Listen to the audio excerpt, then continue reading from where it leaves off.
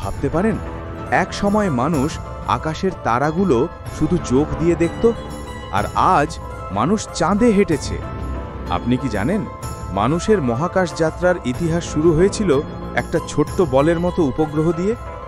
আজ আমরা মহাবিশ্ব নিয়ে যত কিছু জানি, তার সব কিছুর সূচনা হয়েছিল মাত্র ৬৫ বছর আগে। মানব সভ্যতার শুরু থেকে আকাশ ও মহাকাশ মানুষের কৌতূহলের বিষয়। প্রাচীনকালে মানুষ নক্ষত্র দেখে সময়, ঋতু আর দিক নির্ধারণ করত। ব্যাবিলনীয়, মিশরীয় আর ভারতীয় জ্যোতির্বিদরা আকাশের নক্ষত্রপুঞ্জ নিয়ে গবেষণা করেছেন হাজার বছর আগে। কিন্তু আধুনিক মহাকাশ গবেষণার আসল সূচনা হয় বিংশ শতকে। ১৯৫৭ সালে সোভিয়েত ইউনিয়ন প্রথম কৃত্রিম উপগ্রহ স্পুটনিক ১ মহাকাশে পাঠায়।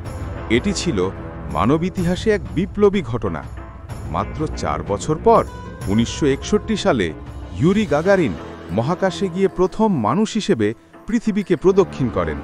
তিনি বলেন, পৃথিবী কত সুন্দর, যা পরবর্তীতে বিশ্বজুড়ে বিখ্যাত হয়ে যায়। মার্কিন যুক্তরাষ্ট্র তখন সোভিয়েতদের সঙ্গে মহাকাশ প্রতিযোগিতায় নামে। এর ফলেই আসে সবচেয়ে বড় অর্জন।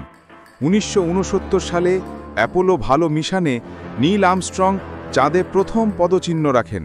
তিনি বলেন, একজন মানুষের জন্য ছোট্ট পদক্ষেপ, কিন্তু মানব জাতির জন্য বিশাল এক লাফ। এই অর্জন প্রমাণ করে দেয় মানুষের কল্পনা শক্তি আর বিজ্ঞান একসাথে কী অসাধ্য সাধন করতে পারে।